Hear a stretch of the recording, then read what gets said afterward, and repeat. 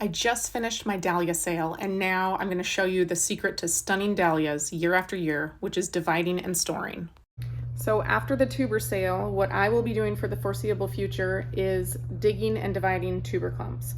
I don't dig them before my sale because I know I have a ton out there, and what I do is I just list a safe amount so that I know if they all sell out, I will still have enough for my U-pick farm.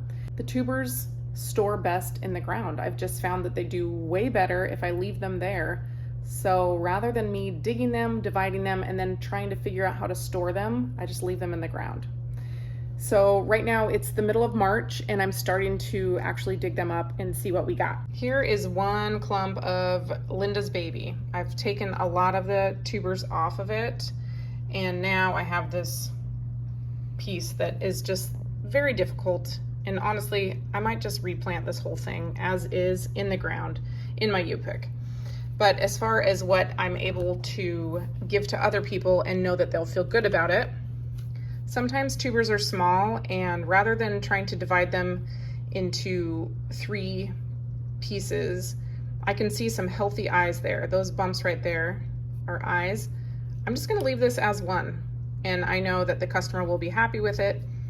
Some of them are kind of small, but really that's a good looking little tuber bunch. Here's another nice looking tuber, but do we have any eyes?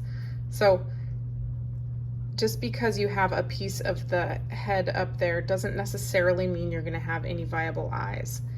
Sometimes it can be really hard to tell if there are any eyes. I think these will turn into eyes up there, but I will not give it to a customer until I'm 100% sure there's an eye.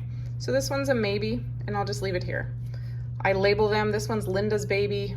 I always divide the same variety on a tray. I do not try to divide 2 varieties at a time because I have made that mistake, and I ended up with a lot of mismatched tubers.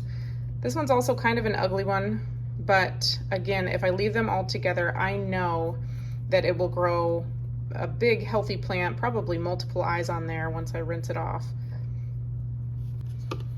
This one looks like the mother tuber, and the way we know it's the mother tuber is the skin is a little bit more rough than the rest of them. You can see when you compare down here, pretty smooth kind of tannish skin on this versus more of a rough and like, I don't know, dusty brown. What would you call that? Dirt color on this one. So this is what we call the mother tuber. That means this was planted, and then from that, the plant grew and multiple tubers grew from there.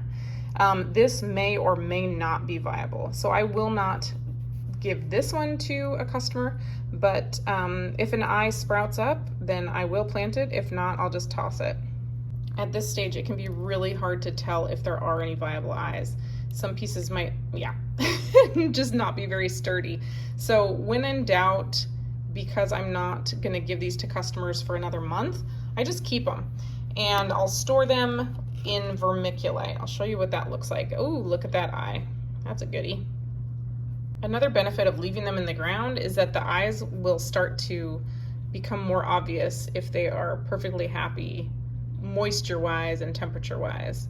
That looks like a little eye right there.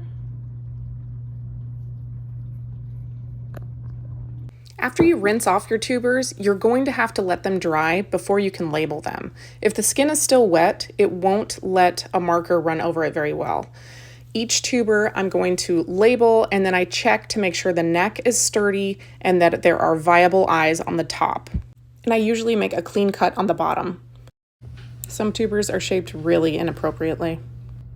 Another thing to get rid of is anything with a broken neck. It won't grow, so just cut or pop it off. Remember, even small, misshapen, skinny neck tubers will grow a beautiful plant. And label everything.